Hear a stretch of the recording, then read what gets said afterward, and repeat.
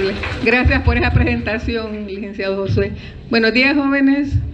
Pues voy a tener el agrado de trabajar con ustedes en este ciclo. Creo que ya me han visto, les di unas clases del ciclo anterior y espero que todo salga bien. Pero ustedes tienen que poner de su parte. Ya les explicó el licenciado que hay que ser uno proactivo y no dejar la responsabilidad de las buenas notas a los profesores, sino que son ustedes los estudiantes los protagonistas. Nosotros solo orientamos el proceso de estudio y ustedes son los que verdaderamente tienen que irlo a buscar. No se queden con lo poquito que se den en clase, váyanse más allá y agarren en curva al profesor en una pregunta. Bueno, vamos a ver el tema de ahora: gastroenteritis bacteriana 2, géneros Campylobacter y Salmonella. O sea que vamos a hablar ahora de las enfermedades Campylobacteriosis y Salmonelosis. Veamos que vamos a ir desarrollando la clase a mano, ¿verdad? Vale. Tenemos los objetivos, esta es la clase número 4. Vean ustedes de que como ya el ciclo anterior vieron lo del microorganismo, aunque voy a recordar algunas cositas de los géneros que causan estas gastroenteritis. Entonces vamos a ver que en primer lugar vamos a estar desarrollando los factores de patogenia y virulencia, que ya se vieron también, pero los vamos a enfocar nuevamente, de estos dos agentes etiológicos, Campylobacter especie y Salmonella especie. Estas dos bacterias, estos dos géneros, perdón, se caracterizan porque producen cuadros de gastroenteritis. Y no crean que solo en los países en vías de desarrollo, son enfermedades de países desarrollados. ¿Qué quiere decir? Que en Estados Unidos, los textos generalmente, pues algunos vienen de allá, se dice que por lo menos 1 millón anual de causas de gastroenteritis por estas bacterias son causadas entre la población debido al mal manejo de los alimentos. Ya no se habla mucho de manipuladores de alimentos, aunque sí pueden intervenir en algunos casos, pero generalmente la enfermedad proviene de un mal almacenamiento, de una agua contaminada. Como estas bacterias son propias de animales, permanecen en el ambiente y pueden llegar al humano por alguna fuente de infección, como en el caso de las aves de corral. Y hay otros reservorios pues que mantienen en la naturaleza a estas bacterias. Entonces vamos a explicar la patogenia de las gastroenteritis bacterianas de acuerdo a los géneros que tenemos ahora, el cuadro clínico y las características según su agente causal. Generalmente pues en los cuadros de gastroenteritis muchas veces son enfermedades que se resuelven por sí solas, ¿verdad? 3, 4 días de diarrea, tratamiento sintomático con hidratación y generalmente no se dan antibióticos, salvo casos excepcionales, por ejemplo, si fuera un lactante, una persona en extremos de la vida o una persona con una inmunosupresión. Entonces habrán casos especiales en que se les va a administrar antibióticos para evitar de que esta enfermedad, en el caso del Campylobacter, pueda producir un cuadro fatal. Yo les tengo un caso que ustedes lo van a revisar de una revista de infectología de Chile. Ya se lo voy a dar la dirección, por ahí la tengo. Describir las pruebas de laboratorio para su diagnóstico. ¿Cuál creen ustedes que va a ser la muestra de elección para el procesamiento de la muestra? Las heces diarreicas, ¿verdad? Las heces recién evacuadas. Pero en algunos casos, pues el cultivo representa un problema, por ejemplo, en el género Campylobacter, porque necesita una atmósfera de incubación bastante complicada. Ya lo vamos a ver. Las principales características epidemiológicas en los casos que se puedan controlar, ¿verdad? Porque si las bacterias vienen en el alimento, digamos que se procesan grandes cantidades de carnes. A medida que la industria de la alimentación es más sofisticada, hay más contaminación. Por ejemplo, en los países desarrollados se procesan, digamos, en un estado todas las carnes que van a exportar a diferentes estados del país. Me refiero a Estados Unidos. Entonces, todos esos envíos que llevan ya van contaminados. O sea que una carga microbiana bastante baja en algún momento se puede potencializar porque se ha diseminado el alimento a través de estos procedimientos. Entonces, ¿se podrían prevenir? Sí, se pueden prevenir. Ya vamos a ver. Y explicar las diferentes acciones, sí, en la prevención y control de la enfermedad. Entonces, es bueno conocer cuál es el origen, cuáles son las fuentes de contaminación cuáles son los mecanismos de transmisión para poder evitar en algún momento. Por ejemplo, si se preparan alimentos, las carnes, los arroces, las ensaladas de papas, después que se cocinan, ¿cuál sería lo ideal? Consumirla, ¿verdad? Pero si se van a dejar, digamos, en el patio por un festejo, por una celebración, y están las bandejas con los alimentos, y es en el día donde hay un sol fuerte que prácticamente es una atmósfera de incubación, ¿qué creen ustedes que puede ocurrir en esos alimentos que tienen una carga microbiana mínima? ¿Qué puede pasar? ¿Qué podría pasar? Esos alimentos servirían prácticamente como medios de cultivo. Son fuentes de proteína, fuentes de carbohidratos. Entonces, en ese momento se pueden reproducir más bacterias que las que traía originalmente el alimento, y después de 2 o 3 días que se consumen estos productos, ya se empieza el cuadro clínico, ¿verdad? Con los síntomas que ustedes ya más o menos conocen. ¿Cuáles serían los cuadros clínicos de una gastroenteritis? Lo general: diarrea, dolor abdominal, retortijones. La diarrea puede ser sanguinolenta, acuosa, dolor de cabeza, dolor de cuerpo. Bueno, entonces vamos a ver, en este caso pues, y se me pasó, o yo la pasé, no me acuerdo que había venido acá. Bueno, entonces vamos a ver que la OMS, Organización Mundial de la Salud, estima que un 70% de estas gastroenteritis son producidas por el agua y los alimentos contaminados. Por favor, cuando se les pregunte mecanismo de transmisión o fuente de infección, no solo son los alimentos, ni el agua. Tienen que escribir agua contaminada. Vean que los alimentos que ingerimos a diario, no crean que están estériles. Hay una carga microbiana que se llaman límites microbianos, tanto en alimentos como cosméticos, productos farmacéuticos, que son permitidos. Todo lo que ustedes están ahorita consumiendo, no creen que esté estéril. Hay cierta cantidad de microorganismos ahí. Y digamos que vaya un inóculo pequeño de una salmonela. Si usted está bien nutrido, si usted está bien fortalecido con sus mecanismos de defensa, ¿qué va a pasar con ese inóculo? Si no es muy grande, tienes una buena producción de ácido clorhídrico, no toma antiácidos, no ha sido gastrectomizado, o sea que le han quitado una sección del estómago. Por lo tanto, las células parietales producen cantidad suficiente de ácido clorhídrico. Entonces, ¿qué podría pasar con ese inóculo? ¿Cuál es la primera barrera en el estómago? En el estómago, el ácido gástrico. ¿Sí? El ácido gástrico. Entonces, ese pH es tan bajo que no cualquier microorganismo puede sobrevivir. Pero veamos el caso de la salmonela. Fíjense que llega al moco gástrico y nada hasta llegar al intestino. O sea que puede evadir esa acidez gástrica. Bueno, entonces vamos a ver que estas enfermedades transmitidas por el agua y los alimentos contaminados tienen un gran impacto en la morbilidad, ¿verdad? Alguien que tenga una gastroenteritis, bueno, ya no va a trabajar, tiene que reposar, tampoco es cómodo ir a pagar consulta, ¿verdad? Estar con un cuadro de gastroenteritis y con una diarrea. Entonces, ¿qué hacen las personas? Se quedan en su casa, defecan, se hidratan, se asean mientras se resuelva. Entonces, muchas veces la enfermedad es autolimitada. ¿Qué significa? Que se resuelve en pocos días, 5, 7 días, 4 días, sin necesidad de antibióticos, porque a veces los antibióticos pueden, digamos, dañar más la mucosa, pero ahí ya les mencioné que hay casos especiales en que sí que hay que dar un tratamiento. Entonces, los cambios ecológicos, ¿qué significa esto?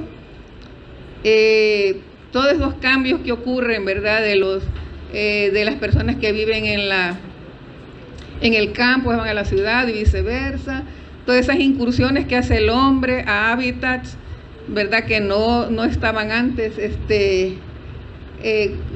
no habían antes habitantes en esa zona, esas migraciones, los hábitos alimentarios, ¿verdad? A veces la falta de conocimiento de los microorganismos, cómo influye un lavado de manos, cómo influye cubrir los alimentos, eliminación de vectores, ¿verdad? Entonces, también pues los hábitos alimentarios, ¿verdad?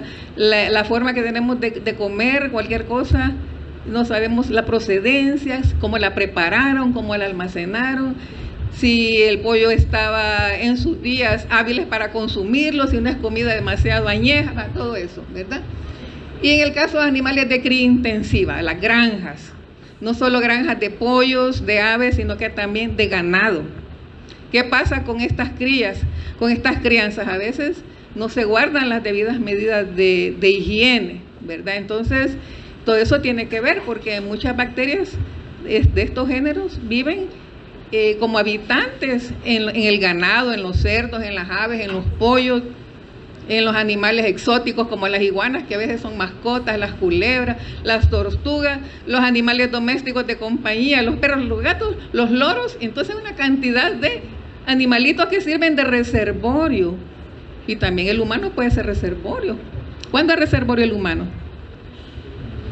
¿En cuándo se convierte un humano en un reservorio? Muy bien, cuando es portador de algún microorganismo, ¿verdad? Entonces, y pueden ser que sean reservorios asintomáticos, es lo más peligroso.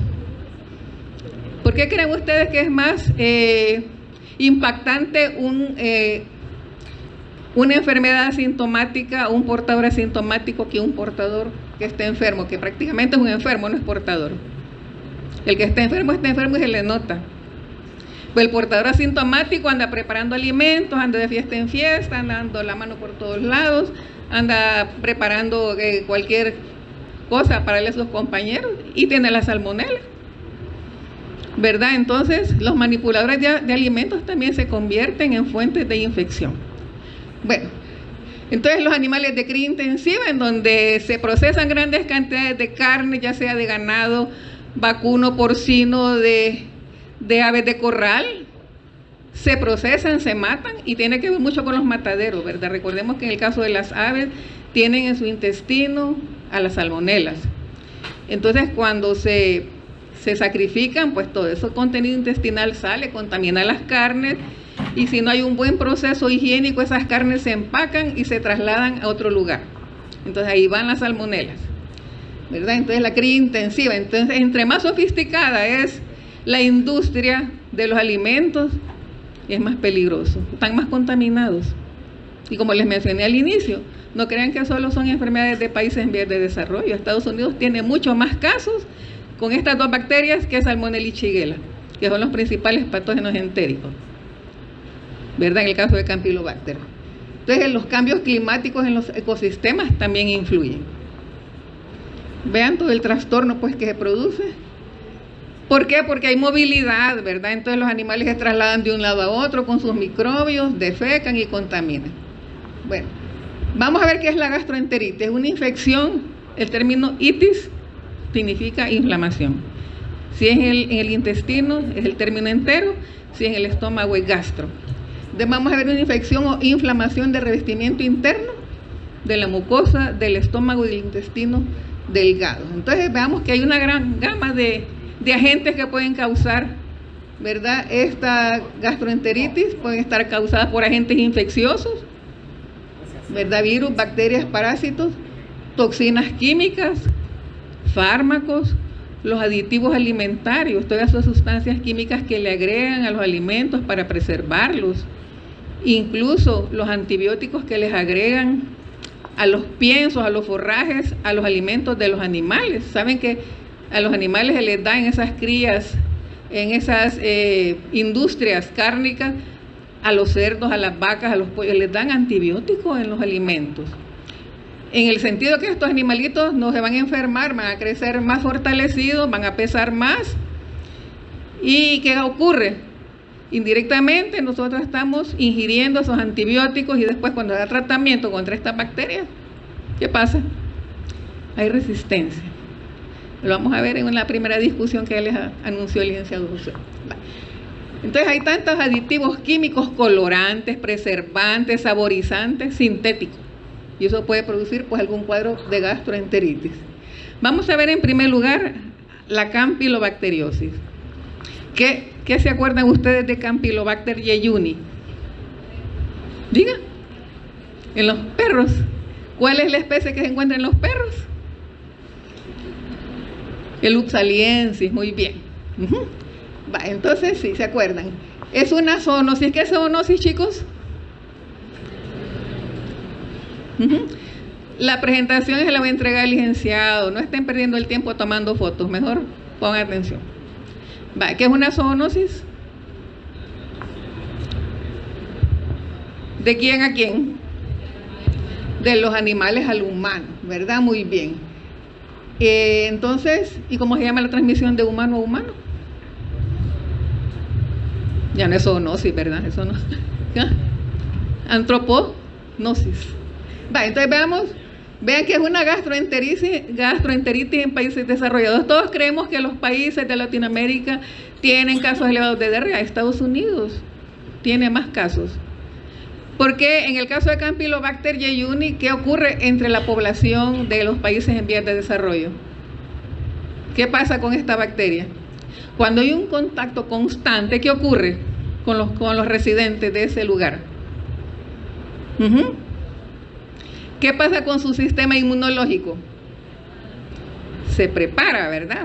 Forma mecanismos de defensa, inmunoglobulinas secretoras y séricas, y por eso es que puede ser que sea frecuente en nuestros medios, pero ya hay respuesta inmunológica, ¿verdad? Entonces vamos a ver, fíjense de que el 5 al 14% de casos se producen por Campylobacter jejuni. Está el Campylobacter coli, el Ubsaliensis, el fetus, pero más frecuente es Campylobacter jejuni y Campylobacter coli. Entonces un 5 a 14% casos de diarrea en todo el mundo, no solo en los países de Latinoamérica, en vías de desarrollo, allá en otros países de Asia, no sé. Entonces vamos a ver, y antes de 1973 no se conocía como agente causal, porque creen ustedes que Campylobacter tal vez en los países desarrollados pasó desapercibido. Llegó un paciente con un cuadro de gastroenteritis, se le hacía el procesamiento para Salmonella paraxigela y no había nada en los medios de cultivo. ¿Qué creen que pudo haber pasado? Bueno, que esta bacteria tiene características de incubación bastante especiales. Hablamos de 37 grados centígrados, de 24 a 48 horas, en atmósfera aerobia, si es necesario 5 a 10% de CO2 en cualquier bacteria. Pero esta bacteria necesita una atmósfera que tenga poco oxígeno. Cuando las bacterias tienen poco oxígeno, ¿cómo se le llama? Necesitan poco oxígeno, ¿cómo se acuerdan de la clasificación aerobia? Anaerobias facultativas, microaerófilas. Podemos clasificarla como microaerobia o microaerófila porque necesita poca concentración de oxígeno. Ya no necesita 90-95% de oxígeno y 5 a 10% de CO2. Necesita de 5 a 7% de oxígeno. Poquito oxígeno. ¿Y por qué? Porque la bacteria no puede, tal vez no tiene superóxido dismutasas como para evitar, pues acordémonos que el oxígeno se convierte en la bacteria en un producto microbicida. Un peróxido de hidrógeno que después se degrada a anión superóxido, a radical hidroxilo, y eso es microbicida. Entonces, tal vez las superóxido dismutasas no las tiene para poder degradar. Entonces necesita poco oxígeno. Necesita así un 5 a 10% de CO2. Necesita oxígeno, CO2, y el resto es nitrógeno.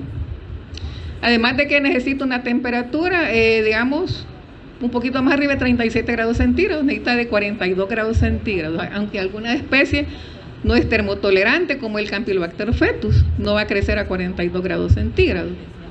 Entonces, necesita una atmósfera bastante especial. De esa manera no se había podido aislar. Como agente causal, pues, muy frecuente en cuadros clínicos de gastroenteritis. Entonces, vean ustedes, fue un patógeno frecuente que pasó inadvertido por mucho tiempo. Desde antes de, sé que desde 1973 para acá, en los países en donde se cuenta con la posibilidad de aislarlo se hace, pero antes los cuadros de gastroenteritis no se podían detectar por esta bacteria. Entonces es un patógeno frecuente que ha pasado inadvertido y se transmite, como les decía, por los alimentos, un mal manejo de los alimentos. Veamos, recordemos un poquito lo que ustedes ya vieron en el ciclo anterior. ¿Qué tenemos acá? Es un bacilo curvo. Campilos significa curvado. Puede tener en los polos un solo flagelo o puede tenerlo en los dos. Entonces tiene forma de coma. Tenemos que son microaerófilos. Son varias especies, ¿verdad? 32 especies y 13 subespecies. Y los más importantes, los más involucrados en cuadros de gastroenteritis son Campylobacter jejuni y Campylobacter coli. Coli en el 2 al 5% de cuadros de gastroenteritis. Aquí tenemos una tinción de Gram. Generalmente estos son muy delgaditos y habrá que se tiñen débilmente con la tinción de Gram. Entonces habrá que observar pues su morfología, y cuando se pueden acercar, digamos, ubicar en algunas partes como uniditos, se pueden ver como alas de gaviota. Así lo caracterizan los autores. Ya vamos a ver uno más adelante, más grande. Entonces produce enfermedades diarreicas, pero también a veces son generalizadas, especialmente cuando es Campylobacter fetus, y algunos son implicados todavía en complicaciones. Entonces veamos, Campylobacter fetus produce septicemia. Ya no se quedó a nivel gastrointestinal únicamente, sino que pasó al torrente sanguíneo, principalmente en mujeres embarazadas, en pacientes inmunosuprimidos. Pueden ser ancianos o lactantes. También Campylobacter upsaliensis causa gastroenteritis y septicemia. Este es el que se aisló por primera vez allá en Suecia, en la ciudad de Uppsala, en un perrito que estaba enfermo. Entonces pueden darse infecciones en animales domésticos. Ahora hay que ver las temperaturas de crecimiento.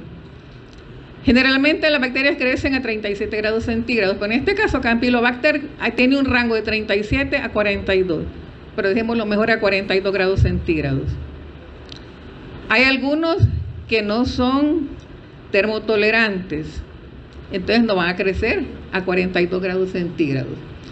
De la temperatura de crecimiento tiene mucho que ver. Los medios de cultivo son medios de cultivo con bastantes inhibidores. Es más, Campylobacter upsaliensis no se puede aislar de eso, en esos medios de cultivo que tienen bastantes inhibidores antibióticos, ¿verdad? No va a crecer aunque esté presente en la muestra clínica. Entonces vean ustedes cómo influye el tipo de medio de cultivo, que tiene que ser con antibacterianos para inhibir la flora comensal del intestino, y tiene que ser una temperatura adecuada. Bueno, vamos a ver la sensibilidad y las reacciones bioquímicas, pues continúa con el proceso de identificación en los lugares en donde se hace el diagnóstico.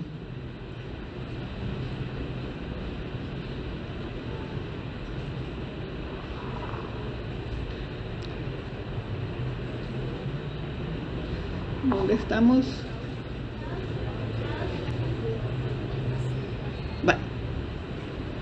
Vamos a ver con respecto a la patogenia. Como no existe un modelo animal para poder estudiar la bacteria, si hasta mucho que se reconoció, ¿verdad?, después de 1973, y entonces pasaba desapercibido. Entonces esta bacteria se adquiere por el consumo de alimentos o bebidas contaminadas, o el contacto con animales o los productos de ellos. Estamos hablando de los animales que son reservorios. Aquí hay muchas especies de animales. Entonces, el que más ha sido estudiado es el Campylobacter jejuni. Vimos que Campylobacter jejuni y Campylobacter coli son los agentes causales más frecuentes de cuadros de gastroenteritis. Como es una bacteria gram negativa, la vimos, ¿cuál sería el factor principal que puede estar causando, digamos, una reacción un poco drástica en la persona que tiene esta bacteria? Acordémonos de la pared celular de una gram negativa. Tiene membrana externa, tiene citoplasma, pero algo importante es que en su pared celular tiene el lipopolisacárido, ¿sí?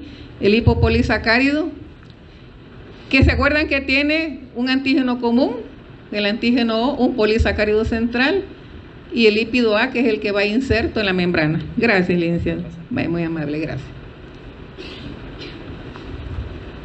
También tiene esta bacteria adhesinas tiene enzimas citotóxicas y enterotoxinas, pero fíjense que no se ha comprobado todavía el papel de estas toxinas, de estas enterotoxinas en la patogenia de los cuadros de diarrea, de gastroenteritis. No se ha comprobado. Pero sí el lipopolisacárido sabemos pues que presenta actividad endotóxica, puede producir un shock tóxico también. Veamos cuál es la vía de entrada. Puede ser por ingesta de alimentos contaminados, estamos hablando bebidas o alimentos contaminados, el contacto con animales o sus productos. Entonces vía oral o el contacto con los animales, con los productos contaminados. Veamos que la dosis infecciosa es de 10 a la 4. ¿Es pequeño o es grande? ¿De Shigella cuánto es la dosis infecciosa? ¿Sí? 10 al cubo, ¿verdad? ¿Cuánto es? Entonces vamos a ver, la dosis infecciosa es de 10 a la 4, que el alimento tenga un suficiente inóculo, pero la primera barrera que va a detener a ese grupo, a esa cantidad de bacterias, va a ser el pH gástrico, el pH del jugo gástrico. Entonces, la bacteria es susceptible a los jugos gástricos. ¿Qué quiere decir? Que quienes tengan las condiciones con una acidez gástrica normal, que no tome antiácidos que neutralizan esta acidez y que no tenga otros factores que limiten esa producción de ácido gástrico, quiere decir que lo ingerimos y ahí termina el problema. Pero hay personas que son susceptibles, ¿verdad? Ya les mencioné, pacientes que han tenido alguna cirugía y que toman antiácidos. Entonces hay una población susceptible, por ejemplo, los ancianos, los niños, una persona con VIH, ¿verdad? Una persona con linfoma, son personas susceptibles. No se les puede dejar así nomás, ¿verdad? Pues sí, ya te va a pasar. Luego que en la población que tiene sus mecanismos de respuesta inmune, su pH gástrico, que no está desnutrido y no tiene una enfermedad concomitante, vean que la enfermedad es de menor gravedad. Hablamos de que es una gastroenteritis limitada, ¿verdad? ¿Qué quiere decir? Que va a llegar un tiempo, entre 5 o 8 días, que va a desaparecer por sí sola sin ningún tratamiento. Pero hay pacientes que son susceptibles, por ejemplo, quienes tengan hipogammaglobulinemia. Entonces hay deficiencia en la producción de inmunoglobulinas, entonces va a ser susceptible pues a cualquier cantidad de bacterias. De tal manera que el paciente con gastroenteritis va a presentar en sus heces eritrocitos y leucocitos. Y también la bacteria no los va a quedar a nivel intestinal, sino que puede llegar al torrente sanguíneo y producir fiebre intestinal. ¿Quiénes son las que producen fiebre intestinal que van a ver después? La salmonela tifi y paratifi. Entonces, pero dependiendo cómo está el paciente, así va a seguir evolucionando la bacteria y también la especie. El fetus puede producir septicemia y Klebsiella también. Vamos a ver, ¿cuál es lo principal patología en la mucosa del intestino? Vean que por eso se llama Yeyuni, ¿verdad? Entonces causa una lesión histológica en la superficie mucosa del yeyuno, principalmente ileón y colon, porque también en el intestino grueso va a producir afección. Entonces, ¿qué observamos acá? Una superficie ulcerada, edematosa, hemorrágica. Aquí les he puesto yo un artículo de dos hojas. ¿Cuántas páginas son? Pregunta de examen. Una hoja tiene 2 páginas, ¿verdad? Frente y vuelta, anverso y reverso. Entonces ese es el artículo que está ahí. Para que ustedes le den una leidita, más o menos le hago un adelanto. Es un paciente de la Sociedad Infectóloga de Chile, de Infectología de Chile. Es un paciente que no es un cipote como usted, ¿verdad? De 70 y algo de años, 79, que pasó 3 meses con un cuadro de campilobacteriosis.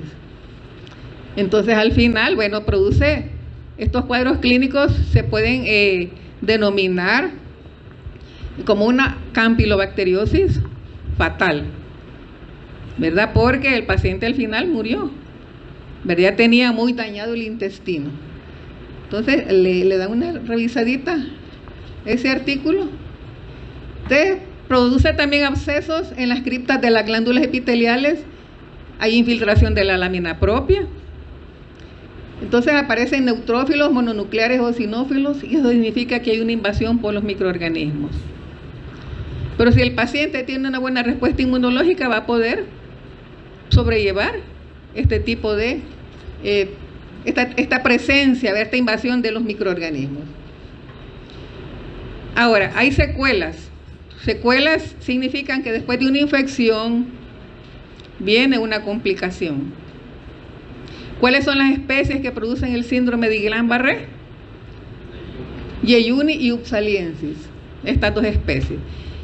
Porque se ha asociado que un porcentaje de pacientes que dieron positivos en sus aislamientos a partir de la muestra de heces y en sus pruebas serológicas eran compatibles con el síndrome de Guillain-Barré. Entonces se asoció a estos cuadros de gastroenteritis para estas especies de bacterias, principalmente el serotipo O19 de Campylobacter jejuni.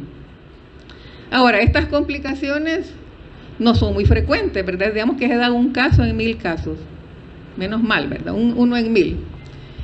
Y se considera que es una reactividad antigénica cruzada. ¿Qué significa?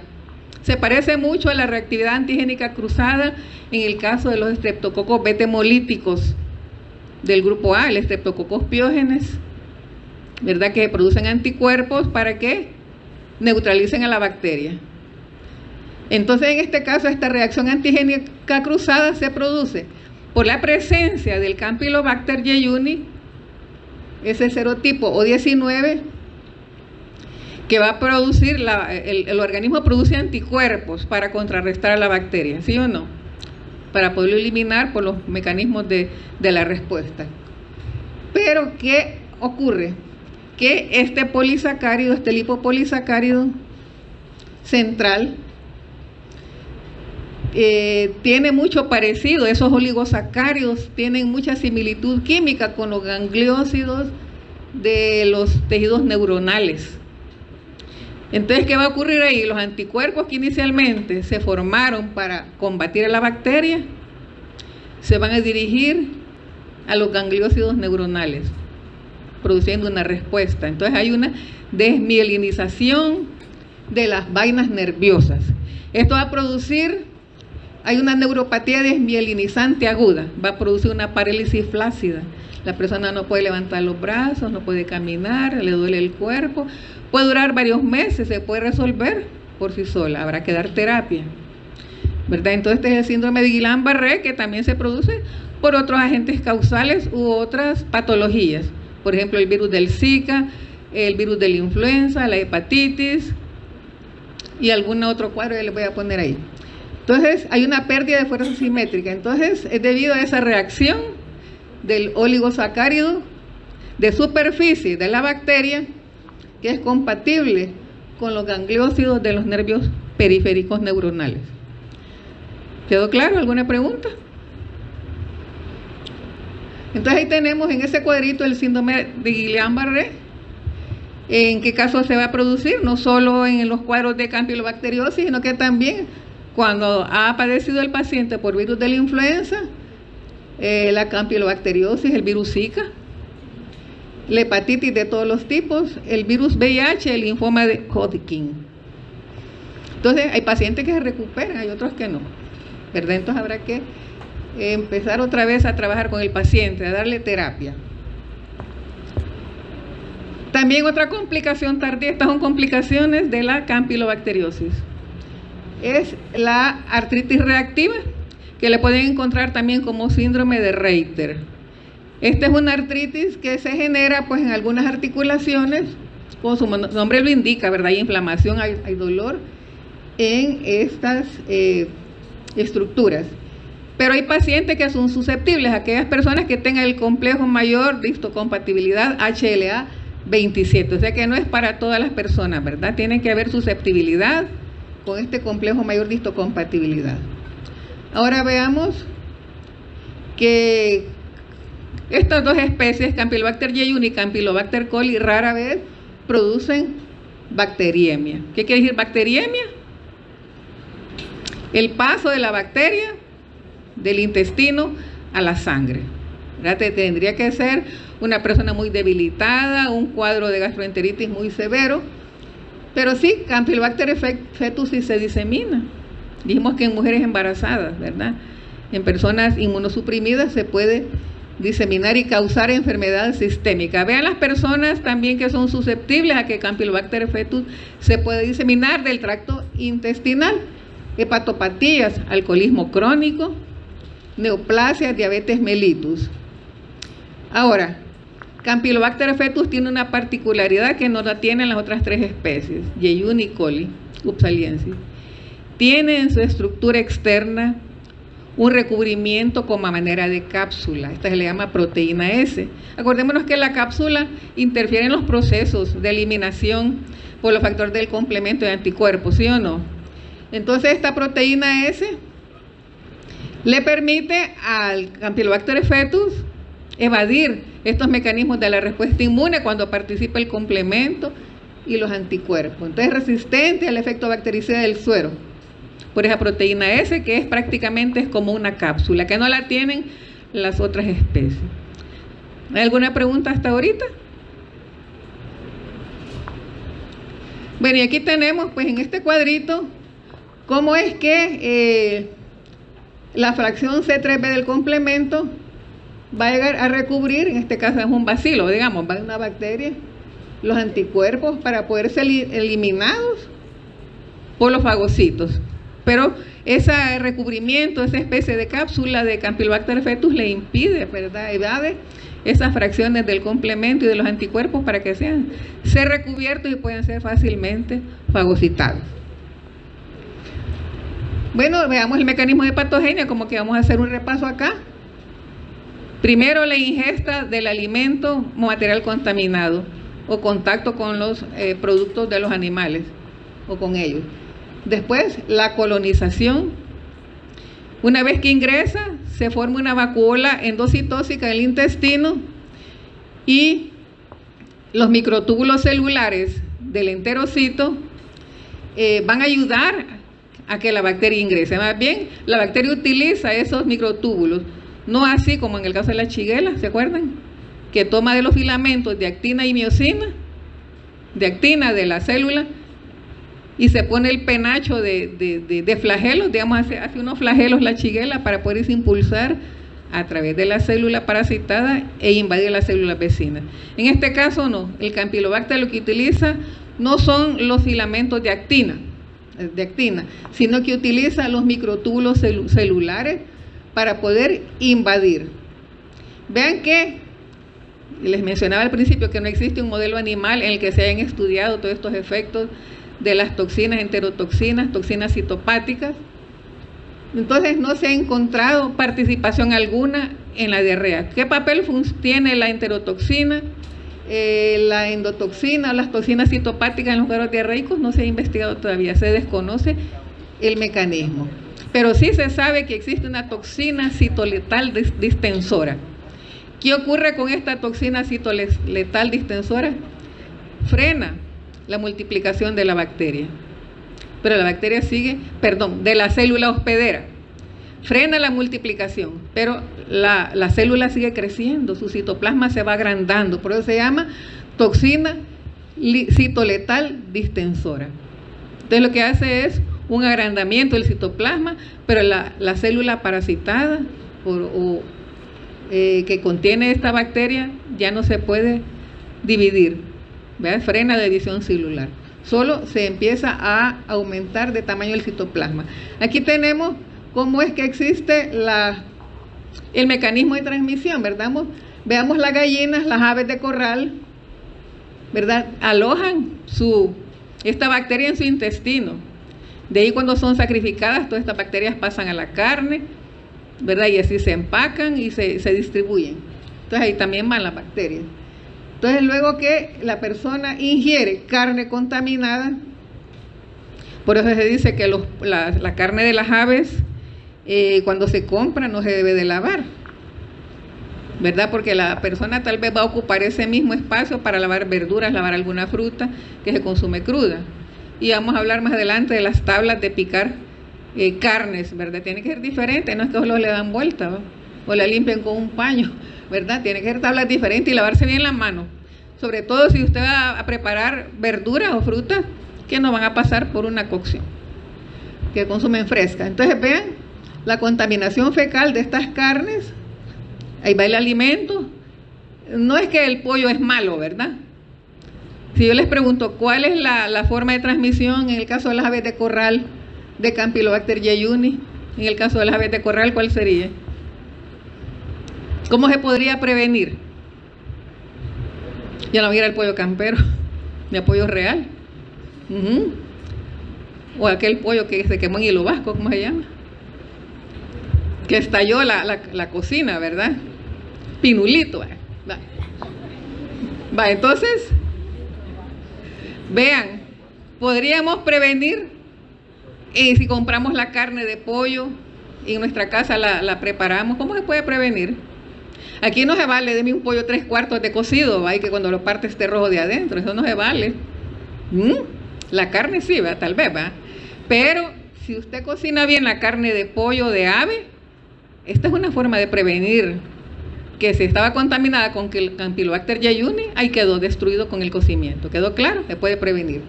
Pero la persona que no comió carne suficientemente cocida, ¿verdad? Y va la bacteria, la ingiere y después vemos el mecanismo de ingreso, ¿verdad? A los enterocitos y el daño al epitelio intestinal. Y así se continúa el ciclo. Estos animalitos son reservorios, pero también se puede cortar la cadena de transmisión. Pues ustedes que son estudiantes de medicina, pues saben cómo en algún momento prevenir y orientar a los pacientes en dado caso. ¿Cuál es el cuadro clínico? El periodo de incubación desde el momento de la ingesta del alimento, del agua contaminada, de los productos de estos animalitos, puede variar, ¿verdad? De 1 a 7 días, entre ese tiempo. Entonces se va a producir una enteritis aguda. La enfermedad aguda es aquella en la que el cuadro clínico está en su máximo, ¿verdad? Pico, en donde se da esa diarrea profusa, acuosa, sanguinolenta, el malestar abdominal, un dolor abdominal intenso, una colitis bien profunda que podría confundir con una apendicitis, ¿verdad? Ese dolor tan intenso. Entonces vean cuántas deposiciones son bastante frecuentes, ¿verdad? 10 o más deposiciones diarias, sangre y moco, afecta el colon, pero hay fiebre, ¿verdad? Entonces diarrea, fiebre y dolor abdominal, acompañada de los otros cuadros. Y entonces vamos a ver que puede ceder por sí sola la gastroenteritis. En 5 o 8 días el paciente va recuperando, o sea, hay que hidratarlo, la dieta blanda, ¿verdad? Y entonces el aseo, entonces se puede recuperar. Ahora, pueden haber casos especiales, ¿verdad? Puede producirse una colitis ulcerativa en pacientes que padecen de enfermedad de Crohn. Entonces, las heces son sanguinolentas, el examen microscópico encuentran eritrocitos, dijimos, y leucocitos. Entonces, en los niños se produce esa enterocolitis. Entonces, no solo en los niños habrá que dar una buena hidratación, sino que también en las personas en general, pero principalmente los niños, ¿verdad? Que pueden morir de una deshidratación. Personas con SIDA inmunocomprometidas va a producir una enteritis crónica. Imagínense, crónica. Y en este caso, pues son pacientes muy difíciles de tratar, nada más de darles tratamiento de sostén, ¿verdad? Una buena hidratación y en algún momento tal vez algún antibiótico. Aquí sí son casos especiales. Entonces vean que los cuadros de gastroenteritis pueden durar 1 semana o un poquito más, pero es autolimitada. Quiere decir que de repente el paciente empieza a sentirse mejor, ya no se producen esas evacuaciones con frecuencia, ya no le duele, ya no tiene cólicos abdominales, entonces se va recuperando poco a poco y al final la enfermedad se resuelve. Entonces, autolimitada, eso se refiere. Las complicaciones dijimos que son raras. Menciónenme una complicación de campylobacteriosis. Síndrome de Guillain-Barré, artritis reactiva, muy bien. son raras las complicaciones, ¿verdad? Generalmente es una gastroenteritis que resuelve por sí sola. La bacteriemia se puede dar también, no es muy frecuente. Se puede producir colecistitis, pancreatitis, cistitis, y ahí está. Entonces, Campylobacter jejuni, fetus y oxaliensis pueden dar todas estas consecuencias posteriores a una gastroenteritis. Ahora, el compromiso extraintestinal quiere decir que el intestino invadió otros sitios anatómicos. En primer lugar, la bacteria salió del intestino, llegó a sangre y produjo una bacteriemia. Y de aquí puede llegar ¿a dónde? Al sistema nervioso central. Principalmente Campylobacter fetus. ¿Cuál era el factor de virulencia de Campylobacter fetus? La proteína S, que es una especie de cápsula. Muy bien. Vea, puede producir tromboflebitis, accidentes cerebrovasculares, artritis séptica. O sea que no solo es la inflamación, sino que también el material que se encuentra en esa articulación. Infecciones urinarias, abscesos pulmonares. Entonces, con respecto a la inmunidad, se dice de que las personas que viven en países en vías de desarrollo desarrollan anticuerpos séricos y anticuerpos secretores por el contacto frecuente que han tenido, ¿verdad? Pero estamos hablando de personas con sus mecanismos de respuesta inmune adecuados, ¿verdad? No son personas con VIH, ni tampoco extremos de la vida como lactantes, ni personas ancianas, ni los alcohólicos, ni los diabéticos, ¿verdad? Entonces, vean, aquí hay otro artículo, creo que es de la Sociedad Española de Enfermedades Digestivas, es cortito también, ¿va? Vamos a hablar de páginas y de hojas, no es un folleto muy extenso, para que ustedes lo revisen, porque ahí se aborda también, se describe la bacteria y algunos mecanismos que yo les mencioné acá, están ahí en ese pequeño resumen. El diagnóstico microbiológico, bueno, mencióneme una, ahí está, ¿verdad? Es diarreicas, ¿podrá haber otra? ¿Cuál es la otra muestra que se podría considerar para hacer el diagnóstico? Vamos a ver. ¿Cuál? Un hisopado rectal se podría, ¿verdad? Se puede. ¿Cuál otra? Si hablamos de bacteriemia y de septicemia, ¿cuál es la muestra? Una muestra de sangre, un hemocultivo, muy bien. Vean que estos medios de cultivo, el agar CampiBlood y el medio de Skid-Row, son medios altamente selectivos, porque hay que inhibir la flora contaminante que va en la muestra, para que no interfiera en el crecimiento cuando se está aislando esta bacteria. Ahora, estos medios deben de tener sangre, ¿verdad? Y en el caso del medio de Skid-Row, tiene antibióticos, tiene polimixina B, trimetoprim y vancomicina. ¿Por qué se necesita esta cantidad de antibióticos? Hacerlo más inhibidor, pero fíjense que en el medio de Skid-Row no puede crecer Campylobacter upsaliensis, porque los mismos antibióticos lo inhiben. Es un problema, ¿verdad? Y el feto no se puede incubar a 42 grados porque no crece, entonces hay que estar jugando con las temperaturas y con los medios de cultivo. Entonces se necesitan medios con sangre o con carbón para que absorban esas sustancias tóxicas y se pueda desarrollar la bacteria. Y vean, les decía, la atmósfera microaerófila, 5 a 7% de oxígeno, 5 a 10% de CO2 y el resto es nitrógeno. Es una atmósfera bastante complicada. Y vean, la temperatura, mantengámosla a 42, puede ser a 37, pero es mejor a 42. Ahora, Campylobacter fetus no crece a 42. Entonces hay que estar viendo cuál es la atmósfera y cuáles son los medios adecuados para poderlos aislar y principalmente pues el origen de la infección. Yo estuve en contacto con perros, ahí puede ser el Campylobacter upsaliensis, ¿verdad? Ahora, no se recupera en medios selectivos, no crece, ¿verdad? Esos mismos antibióticos, todos estos medios selectivos inhiben a esta especie. Vean que es una bacteria de crecimiento lento, se necesitan 48 a 72 horas más. Y el cultivo es la prueba definitiva en los lugares en donde se hace el aislamiento, en los países en donde tengan toda la infraestructura para poder aislar la bacteria con estas atmósferas de incubación y estos medios tan exigentes. Entonces las colonias son incoloras o grises y se toman patrones para identificar finalmente a la bacteria, como que la oxidasa y la catalasa son positivas. Entonces, lo que les mencionaba, que la bacteria es muy delgadita, muy finita, se puede ver en microscopio en contraste de fases, se ve el movimiento de la bacteria.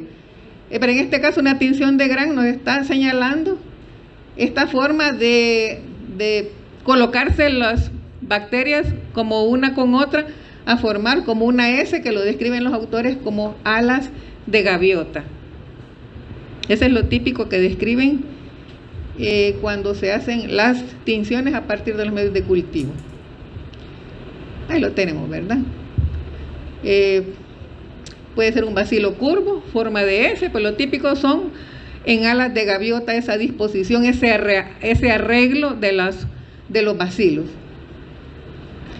Ahora, los antígenos que se pueden detectar, bueno, para Campylobacter jejuni y Campylobacter coli están las pruebas para detectar antígenos con una sensibilidad de 80-90% y una especificidad más del 95%, todo esto aunado al crecimiento que se ha tenido en los medios de cultivo, ¿verdad? Esas colonias, esa incubación y las pruebas de detección de antígenos nos van a estar dando esa sensibilidad. O sea que la sensibilidad se refiere a la cantidad mínima de un microorganismo que pueda ser identificado con X prueba. En este caso, el cultivo, ¿verdad?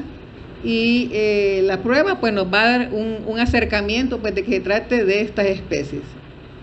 También está la inmunocromatografía y los ensayos inmunoenzimáticos para los laboratorios que tengan todo este equipo, todos estos materiales para realizarlas. La detección de anticuerpos, bueno, la IgM y la IgG son los anticuerpos que pueden detectar. La inmunidad adquirida en las personas que están en contacto frecuente con la bacteria, pero estos anticuerpos no se utilizan para detectar, para hacer el diagnóstico en pacientes. Es nada más para ver la inmunidad que tiene la persona, no es para el diagnóstico. Para estudios epidemiológicos principalmente. Y ver pues si los niveles de anticuerpos van bajando. Entonces, especialmente en pacientes con SIDA se podrían hacer estos estudios. La epidemiología, vamos a ver qué es. Son infecciones endémicas. ¿Qué significa endémica? Que se mantiene constante. Entonces, en nuestros países en vías de desarrollo, también hay virus, ¿verdad? Como en este caso los norovirus, los rotavirus, también la campylobacteriosis es endémica. Y en el caso de países desarrollados, pues no es de notificación obligatoria. Vean que hablamos de que en Estados Unidos pueden haber más de 1 millón de casos al año, más que de Salmonella y Shigella, pero la enfermedad no es de notificación obligatoria, por eso no se tienen datos, ¿verdad? De cuántas personas, no es de reporte pues obligatorio en los hospitales pues esta bacteria. Y vean que en Europa hay altas tasas de infección y generalmente pues esta gastroenteritis se van a propagar con facilidad en los meses en el que el clima esté cálido. Bueno, ahí tenemos un dato de la resistencia a ciprofloxacina en el caso de Asia. La fuente de infección tenemos animalitos de compañía, tenemos el ganado vacuno, el ganado porcino, tenemos las ovejas, que son reservorios. ¿Qué significa reservorio? Que ahí se mantiene de manera natural, ¿verdad? La bacteria. El humano es un reservorio en el caso que esté enfermo, ¿verdad? Pues no es que el humano va a mantener todo el tiempo a la bacteria, ¿verdad? Hablamos de portadores asintomáticos, pero son casos de que la persona padeció la enfermedad, pero estos animalitos las están alojando constantemente, contaminan pastos, ¿verdad? Ambiente, entonces así se mantiene la bacteria en la naturaleza. En el ganado, por ejemplo, puede producir enteritis, abortos e infertilidad con consecuencias económicas, ¿verdad? Entonces vean, una de las fuentes de contaminación es el agua, origen hídrico. Esa agua que se encuentra en la naturaleza, en manantiales, pueden estar contaminadas, ¿verdad? La leche no pasteurizada. ¿Qué significa? Que la leche así fresca, recién ordeñada, no es recomendable, ¿verdad? Porque puede estar contaminada. Acordémonos que el ganado es un reservorios. Igual los derivados de la leche, ¿va? Los quesos, las cremas, los sorbetes y otros. Consumo de aves de corral o su manejo, ya lo mencionamos. Una de las principales fuentes de contaminación de la campylobacteriosis es el consumo de aves de corral contaminadas. Esa es la principal fuente y hay otras que vienen también, ¿verdad? Esto de los viajes al extranjero, personas que visitan lugares, adquirir una bacteria que tal vez no está relacionada en su ambiente, los animalitos de compañía, hablamos de Lupsaliensis en perritos, en gatitos, en loros, en aves, puede haber una contaminación cruzada. Y en este caso, pues, se habla que en Salmonella typhi, sí, es bien principal mencionar la manipulación de los alimentos por portadores asintomáticos, pero también aquí es importante, ¿verdad?, los manipuladores de alimentos. Tal vez no en la gran proporción de Salmonella typhi, porque vemos que la enfermedad es autolimitada, pero sí tiene mucho que ver, ¿verdad?, la persona que está expulsando la bacteria posterior a una gastroenteritis. Tenemos ahí nuevamente, ya los he mencionado, contacto con animales enfermos que son portadores, climas tropicales, periodos de lluvia, también tiene que ver con la contaminación, porque todas las heces se mueven a los manantiales a contaminar pastos, cultivos, alimentos. Bueno, les había mencionado que ETA, ¿qué es ETA? La enfermedad transmitida por alimentos a nivel mundial. Entonces, se plantea un gran problema porque se ha encontrado de que hay siempre casos elevados a nivel mundial de enfermedades que transmiten los alimentos. Y no solo de estos dos géneros, de muchos otros que contaminan estos productos. Entonces, a nivel global hay diversos factores, ¿verdad?, que tienen que ser controlados. Aquí les mencionaba yo el procesamiento a nivel industrial de todos esos alimentos. Si del matadero van contaminados, el embalaje ya va contaminado y así se distribuyen en muchos lugares. Estamos hablando de países desarrollados, ¿verdad?, que en donde representa más problemas. Y no digo que no se pueda dar aquí en El Salvador, ¿verdad? A ver cuántos casos habrán que no son de reporte obligatorio. Ahora, en este caso, pues tenemos acá también una dirección electrónica para que ustedes revisen el problema que se plantea con la contaminación a partir de los alimentos, de muchas bacterias que pueden representar cuadros, pues, de mortalidad. Bueno, les había mencionado, pues, los viajeros, los refugiados, los inmigrantes, la incursión a lugares que no se tenían acceso, el crecimiento poblacional, cambios en la población humana, en el estilo de vida, cambios en los microorganismos. Entonces, todo esto influye, pues, en que se puedan producir grandes consecuencias, ¿verdad?, bastante población afectada por estas bacterias. Ahora, habrán otras especies, ustedes lo pueden ver en Murray, hay un cuadrito en donde hay otras especies de Campylobacter, que no solo estamos hablando de animalitos de compañía, ni de animalitos exóticos como las serpientes, las tortugas, sino que también las aves, ¿verdad?, que se encuentran libres, por ejemplo, en las gaviotas, Campylobacter lari, y Campylobacter upsaliensis en perros y gatos. Entonces, pues ustedes pueden ver ahí, pues, las diferentes especies y los reservorios en los cuales se pueden encontrar estas especies. Preparación correcta de aves de corral. Vea que es bien importante, una forma de prevención, la pasteurización de la leche. Si la leche está pasteurizada, los derivados también van a estar seguros. El agua purificada. Veamos que las gallinas y los pavos son portadores, son los principales reservorios. Estamos hablando, pues, de la carne insuficientemente cocida de aves de corral. Hemos terminado una parte. Vamos a continuar con el otro tema, que es salmonelosis. ¿Preguntas hasta ahorita, jóvenes?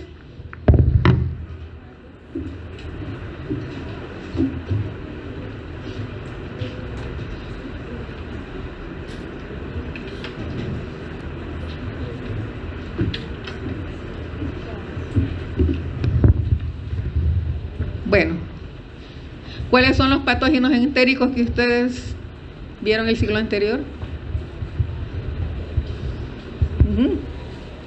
¿Sí? Ahí están.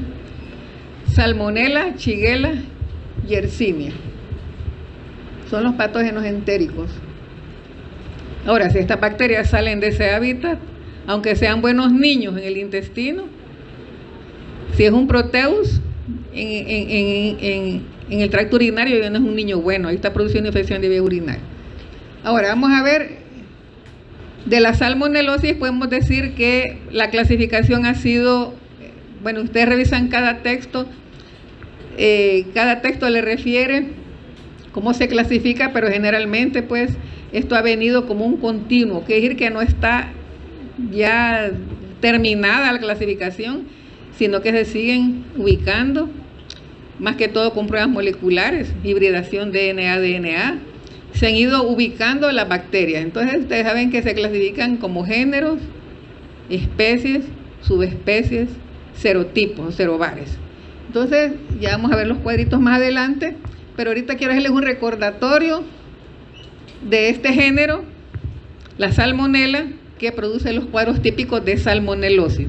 Ustedes van a ver en otra clase la fiebre entérica, salmonella tifi, salmonella paratifi. Aquí vamos a ver las otras salmonelas no tifoideas, que son varios serobares que están involucrados en estos cuadros también de gastroenteritis. Entonces recordemos que la salmonella es un género que pertenece al orden Enterobacteriales y familia Enterobacteriaceae. Las características pues ustedes ya las estudiaron, que son bacillus gram negativos, fermentan la glucosa, algunos son móviles, reducen nitratos a nitritos, presentan en su pared celular el lipopolisacárido, en el cual pues está dividido en tres partes. ¿Se acuerdan? El antígeno O, el core central y el lípido A, que es el que tiene la porción endotóxica, el lípido A.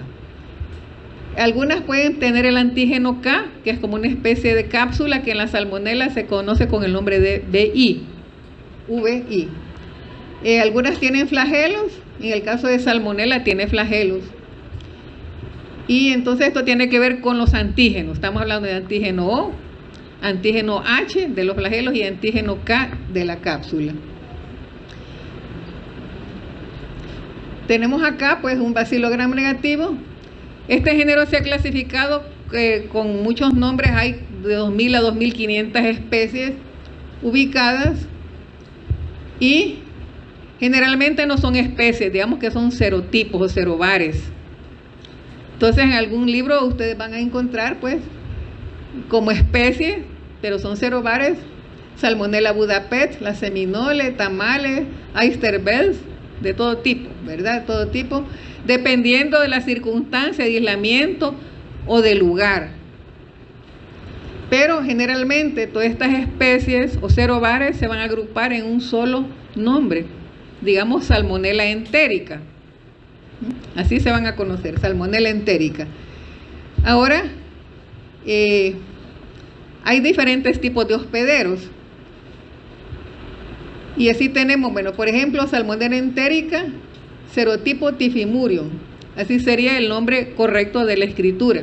Aunque nosotros encontramos en los libros Salmonella Typhimurium, ¿verdad? Con letra cursiva las dos. Entonces, Salmonella entérica, serotipo Typhi. Entonces, el serotipo Typhi va con mayúscula y en letra, dicen los libros, letra redonda, o sea que no es cursiva. Así se tendría que escribir, pero ustedes van a los libros o en los manuales, siempre encontramos Salmonella Typhi, Salmonella, así va, sin ponerle, pero eso sería la forma correcta de la escritura. Entonces vean que es engorroso la clasificación de las salmonelas. Ahora, son patógenos y son comensales, ¿verdad?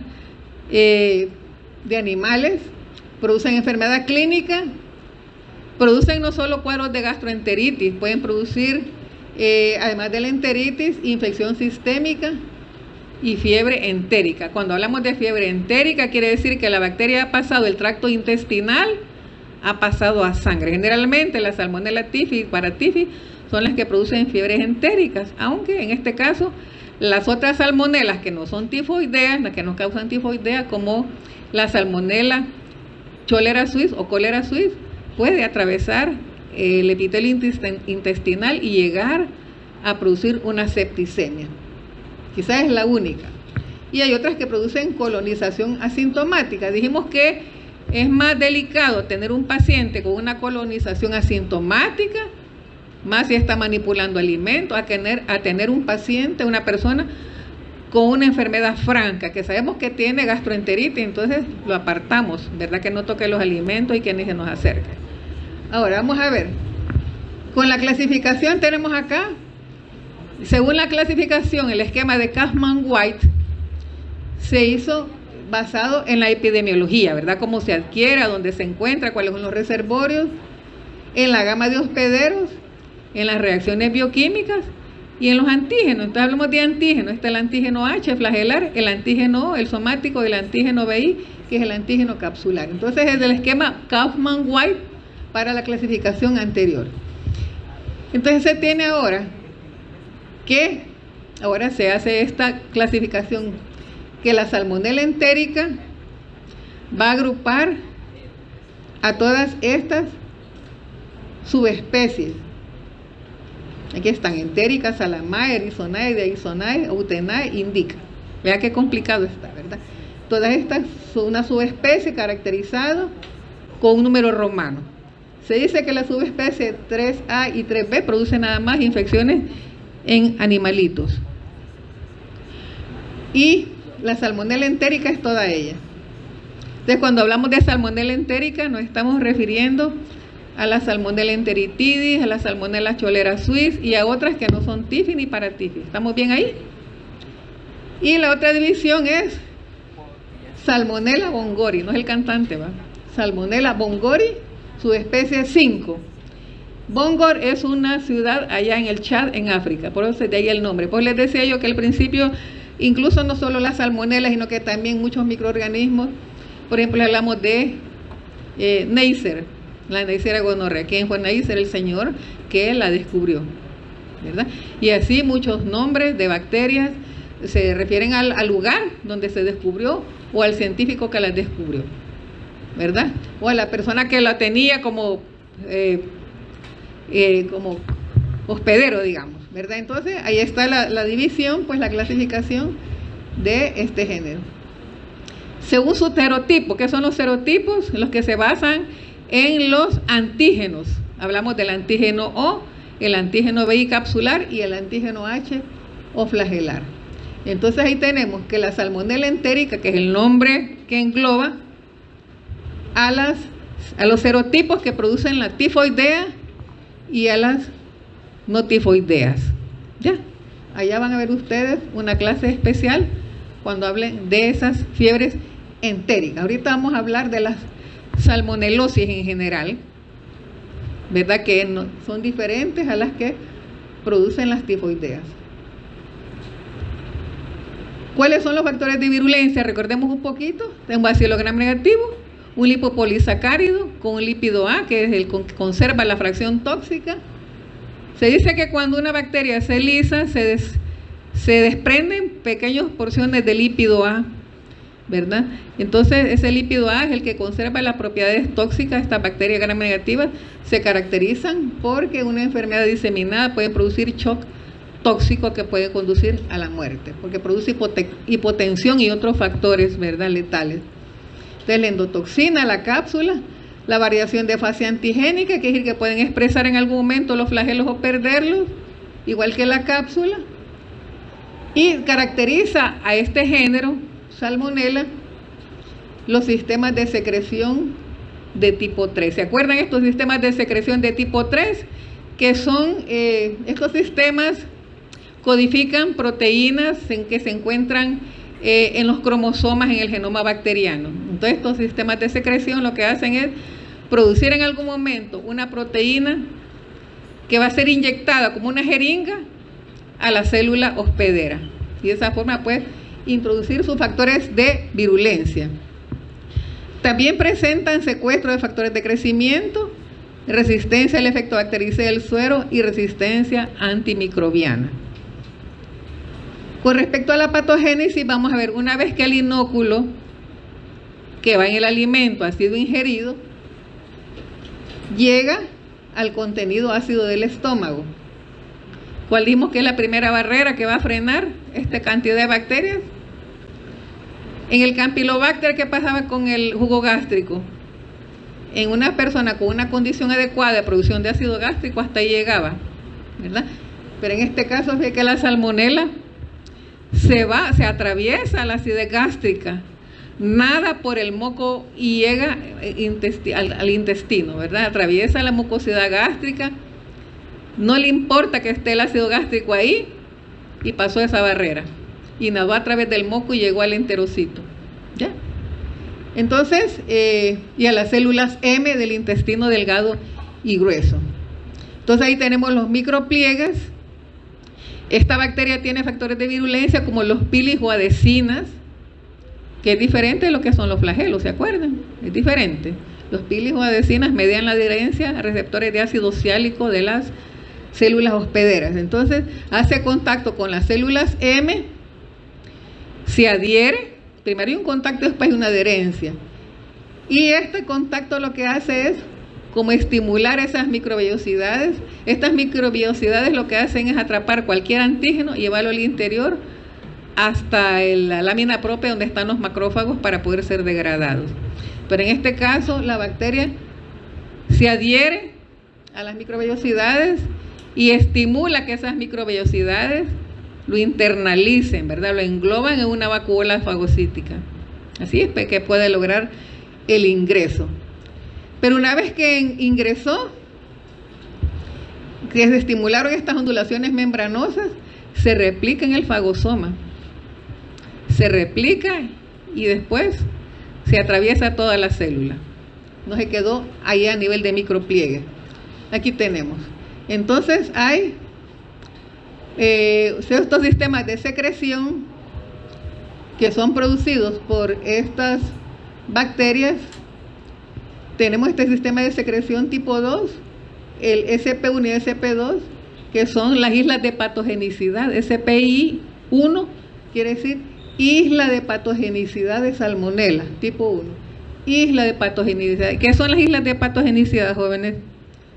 Son grupos de cromosomas que se encuentran en el genoma, que son capaces de codificar proteínas que van a ser inyectados por un sistema de secreción de tipo 3, que es como una jeringa, que inyecta las proteínas que destruyen a la célula. Entonces, luego que invaden la mucosa, pueden atravesar, llegar a la lámina propia y pueden producir, estos sistemas de secreción, unos codifican para esas proteínas de invasión, aquí está, ¿ves? Proteínas de invasión, y hay otras de proteínas de enfermedad sistémica, a eso se refiere. O sea que los sistemas de secreción codifican para dos tipos de patogenia: para la invasión y para la diseminación, o la enfermedad sistémica. Entonces ahí tenemos pues el enterocito, cómo ingresa la bacteria. Aquí tenemos nuevamente, ¿verdad? La bacteria se adhiere, aquí tenemos, se adhiere, hace que la englobe el enterocito, la obliga. No podemos hablar de fagocitosis porque los fagocitos están aquí, pero hace que la internalice en el fagosoma y después escapa del fagosoma y se dirige. Pero fíjate que también la bacteria tiene esa capacidad para la enfermedad sistémica, tiene esa capacidad de producir la apoptosis del macrófago. Si el macrófago la englobó, induce la destrucción del macrófago y de esa forma puede diseminar más allá del tracto intestinal. Entonces ahí se produce una reacción inflamatoria intensa. Aquí tenemos cuando el macrófago se liberan interleuquinas, ¿verdad? Se produce inflamación. La bacteria tiene capacidad de multiplicarse dentro del macrófago y también de destruir el macrófago, inducir apoptosis y liberarse de él, ¿verdad? Para que ya no sigan fagocitándolas. Ahora, bueno, aquí tenemos toda la estructura, ¿verdad? La lámina propia intestinal con macrófagos, linfocitos, células dendríticas, todo un aparataje de inmunidad a este nivel.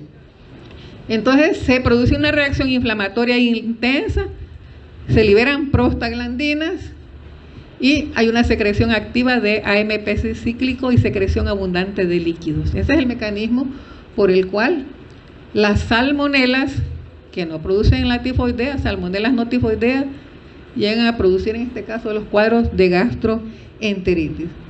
Generalmente la bacteria queda localizada a nivel intestinal, hasta ahí quedó.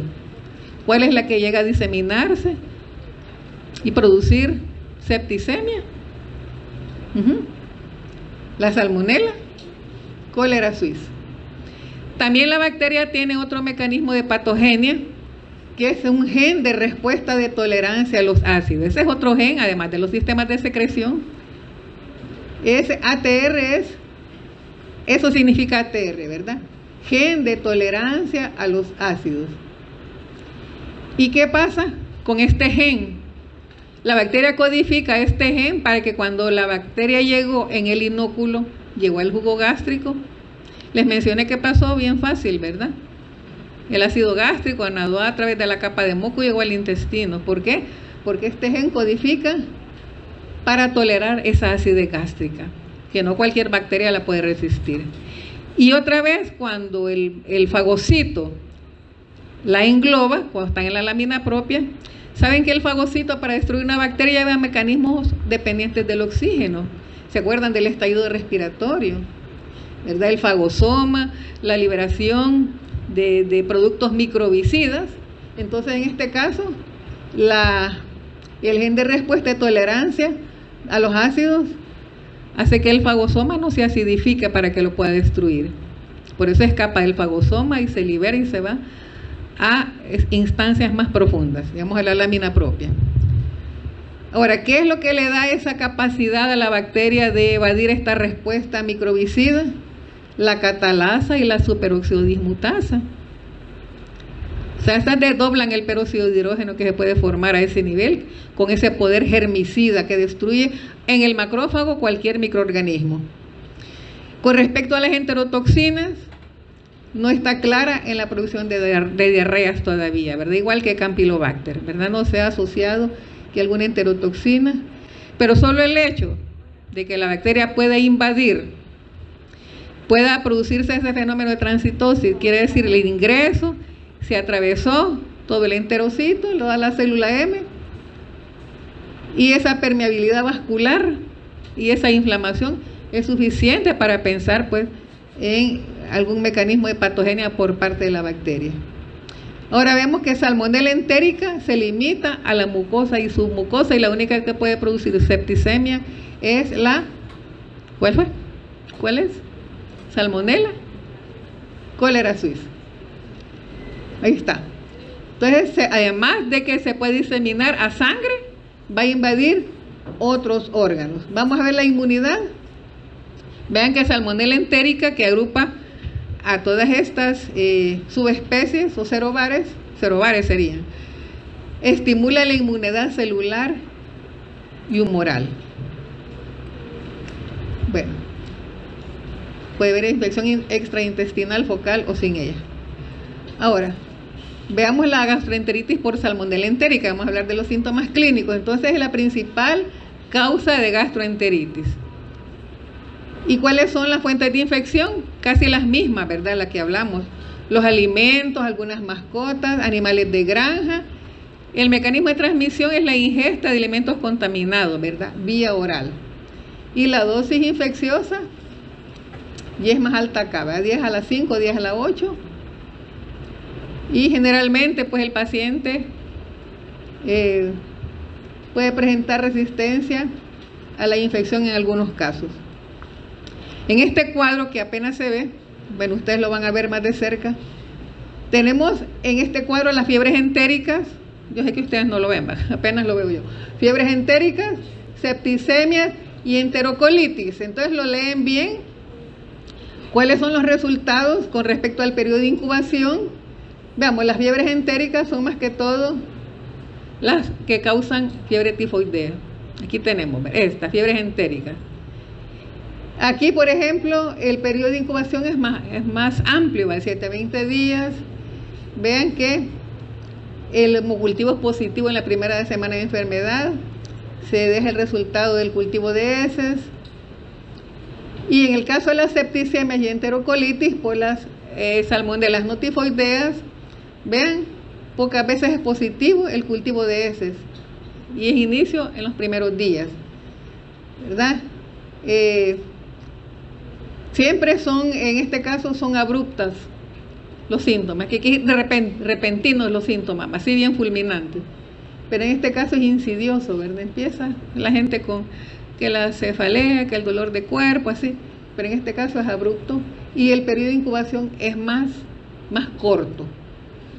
Bueno. Entonces, ¿cómo poder distinguir una fiebre tifoidea de una salmonelosis? La sintomatología clínica que le van a explicar. ¿Ya? Hay rasgos muy característicos para una fiebre tifoidea, que no los tienen las gastroenteritis. Entonces veamos el típico cuadro clínico que causa una salmonelosis. Lo tenemos ahí. ¿Qué vemos ahí? Las personas prepararon alimentos, así lo describe el libro como lo voy a decir yo.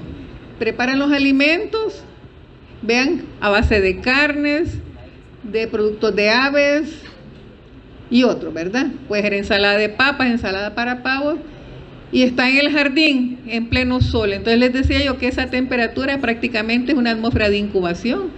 Estos alimentos no están estériles. Tienen cierta cantidad de bacterias, ¿sí o no? ¿Verdad? Entonces, a diario ingerimos microorganismos, no crean. Y respiramos y todo, inhalamos y todo. Entonces, esos alimentos que han sido preparados, que traían una carga de inóculo pequeñita, se dejaron a temperatura ambiente y en el sol y en el tiempo que quedan expuestos, antes de ser consumidos, ¿qué pasa con los microorganismos? Empiezan a reproducir. Entonces, prácticamente esos son medios de cultivo, ¿sí o no? Uy, es el mío, perdón. Bueno, entonces vean, principalmente aves de corral, no hagan caso, las ensaladas de papa, ¿verdad? En salsas para pavos. Entonces describe el texto que mientras las personas están acá, porque no los refrigeraron los alimentos, ¿qué es lo que está en la refrigeradora? ¿Qué es lo que creen que tienen guardado en la refrigeradora? Ajá, las chelas, ¿verdad?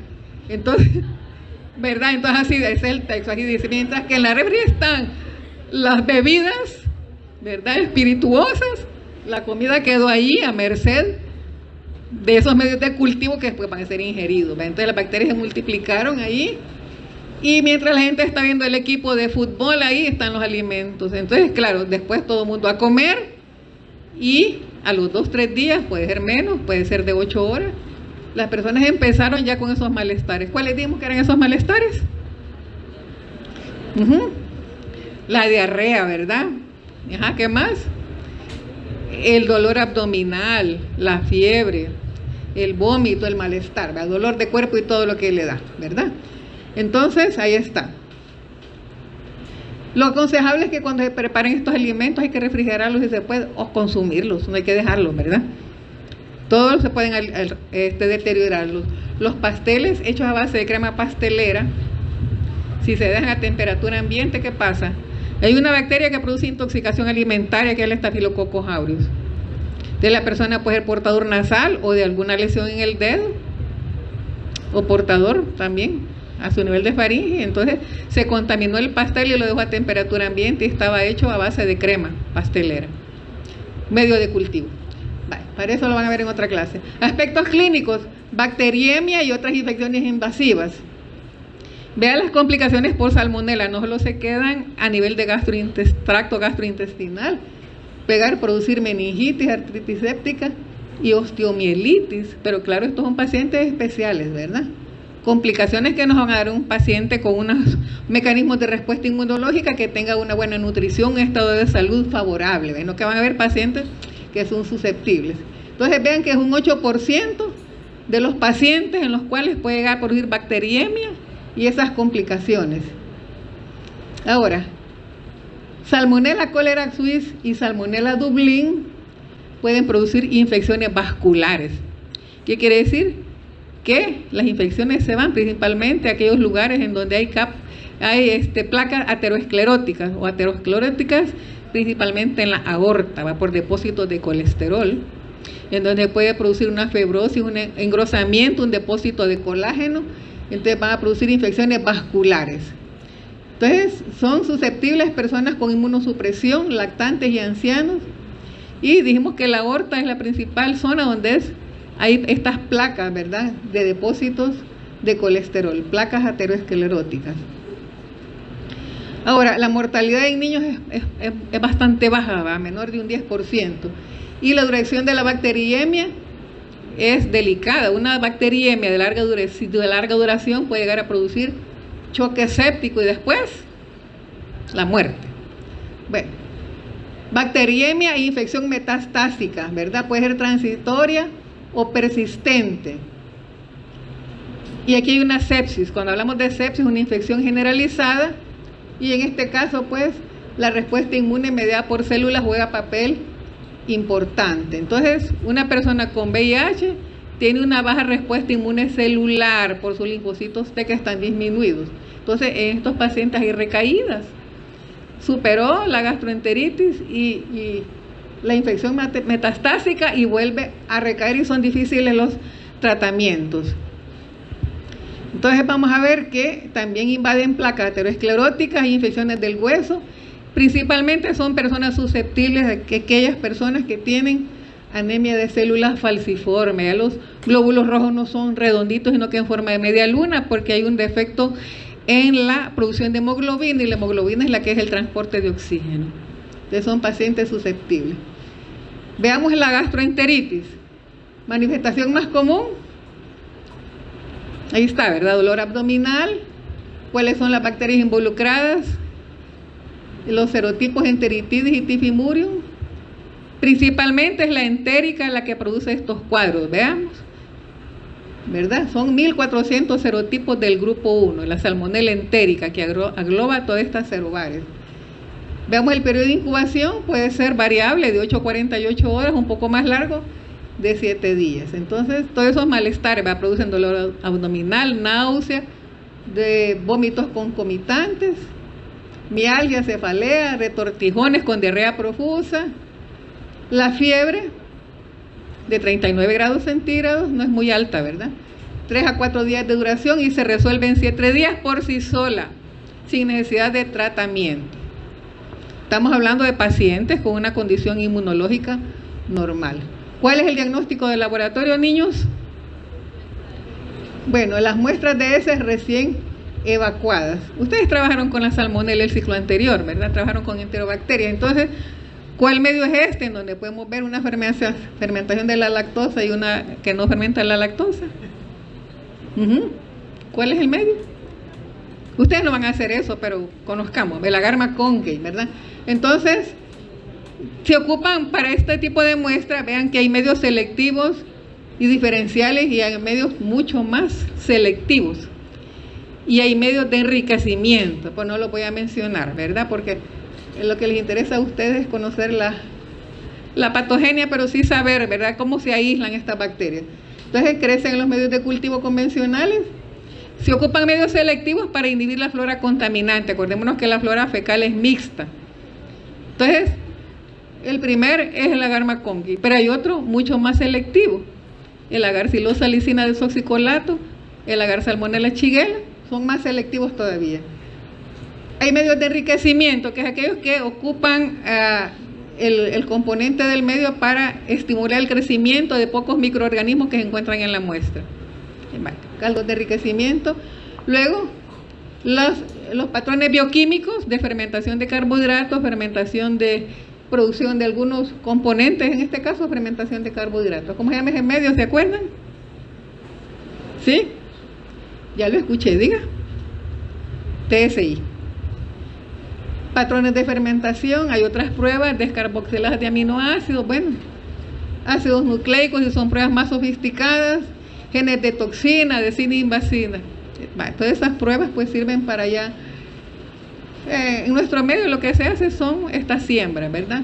Medios de cultivo convencionales o estas tiras con pequeños pozos que vienen preparados comercialmente para colocarle el inóculo y hacer la lectura en menor tiempo. Hablemos de la epidemiología. Veamos que son enfermedades de sociedades industrializadas. Hablamos del procesamiento de las carnes del ganado, de las aves de corral, en grandes cantidades que se empacan y se trasladan a diferentes estados, se reparten. Y en la medida que se repartan esas carnes, se va repartiendo también la salmonela, ¿verdad? Entonces es un problema pues de las sociedades industrializadas. No así que las personas que criaron su pollito en el campo y mataron su gallinita, no, eso no, ¿verdad? Son industrias grandes, ¿verdad? Son monstruos de la alimentación. Entonces el manejo inapropiado de alimentos, dijimos que cuando se sacrifica un ave, todo el contenido intestinal va a contaminar la carne, ¿verdad? Y no hay un buen proceso, pero más que todo diría yo, un buen procesamiento de la persona que lo cocina, ¿sí o no? Creo que eso debemos de ser más responsables nosotros con el alimento, no echarle la culpa, que ya viene contaminado del pollo, sí, pero ¿por qué lo dejó medio cocido? ¿Verdad? Entonces también nosotros podemos hacer una labor importante. Transmisión reservorio animal al humano. Y vean que hay enfermedades subclínicas que son las más delicadas porque se convierten en portadores, ¿verdad? En diseminadores. En el caso de manipuladores de alimentos. Entonces aquí están involucrados el humano, el ambiente, los reservorios, que puede ser ganado, aves y otros animales de compañía. Más que todo, bueno, los roedores no son animales de compañía, ¿va? Aves, ganado. ¿Qué pasa con este pollito y con estos huevos?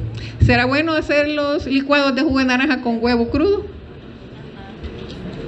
No, ¿verdad? Y me parece que el turrón también es de huevo crudo, vea la clara.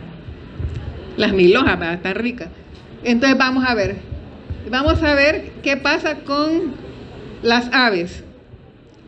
¿Creen ustedes que porque este huevo tiene su cubierta y la yema y la cara están adentro están protegidos? ¿Sí o no? No. Hay una transmisión transovárica de la gallina en su oviducto desde que se está formando el huevo. En la yema ya viene. Y cuando pasa por el oviducto y pasa por la vagina, se contamina porque la cáscara del huevo todavía no está muy firme. ¿Se acuerdan? Se han visto que el huevo sale aguadito, blandito. Entonces la cáscara tiene poros, entonces ahí puede filtrarse. Ya, se puede contaminar durante el paso o durante la formación en la yema cuando está formando el huevo a partir de los ovarios. Entonces hay una transmisión transovárica. Entonces el pollito, los huevitos ya están contaminados, ¿verdad? Entonces vamos a ver que son enfermedades más frecuentes en verano o en otoño para nuestro país, pues el clima seco, ¿verdad? Con calor. Puede ser muy frecuente en niños menores de 5 años y en personas de 20 a 30 años y mayores de 70. Hay un rango de población que está excluido. Uno de los factores es la clorhidria. ¿Saben qué es la clorhidria, verdad? Ya hablamos del ácido gástrico. Personas que toman antiácidos, que tienen algún problema de ácido gastrectomizados, ¿verdad? Entonces tienen menos producción de ácido clorhídrico. La expulsión de la bacteria en convalecientes, eso los convierte en portadores, no pueden manipular alimentos. Y ahí veíamos los productos a gran escala. La leche cruda es una fuente importante de contaminación también. En lugares donde hay hacinamiento, me dice casas de asistencia, por ejemplo, en hogares de ancianos, para enfermos mentales, en hospitales. Pueden ser reservorios también, mascotas exóticas como serpientes, tortugas, reptiles, ¿verdad? Entonces hay un 5% de portadores crónicos que no tienen ningún signo de la enfermedad ni síntoma y están manipulando alimentos. ¿Cuál es la prevención, chicos, chicas? Saneamiento personal y ambiental. Es bien importante conocer la fuente de infección, cómo se transmite, cuáles son los reservorios, cuáles son los ambientes para poder evitar. Eliminación de desechos, bueno, ustedes ya saben esto, la cloración del agua, tomar agua potable, leche pasteurizada, lavado de manos, cocción adecuada de los alimentos, no ocupar las tablas de picar carnes, aves, para picar frutas y verduras. Aquí tenemos. ¿verdad? Tendría que ser una tabla diferente. Entonces, también los cerditos pueden padecer de salmonelosis. Ahora, y hay también gran cantidad de pérdidas cuando los animalitos enferman. Hay un artículo en donde en una granja de pollitos se dio una contaminación por salmonela, porque está la salmonela pollorum y gallinarum para las aves. Entonces eso causa pérdidas económicas bastante considerables. Este es un cuadro un poquito anterior en donde se pueden ver del ministerio, ¿verdad?, de nuestro país. Los cuadros de diarrea y gastroenteritis siempre comandan, ¿verdad?, las estadísticas, ¿verdad? Pero no está cuáles son las bacterias, sino que lo han hecho de manera general. Pero ustedes saben pues que nuestro país pues es un lugar en donde pueden predominar muchas enfermedades por muchos factores. No solo el factor económico, es el factor educativo, la falta de conocimiento y a veces la mala voluntad. Eso de arrojar basura, de vender alimentos en descomposición, falta de ética. No sé si tienen ustedes alguna pregunta, jóvenes, nos quedamos hasta acá, que están las referencias, y les agradezco mucho su atención.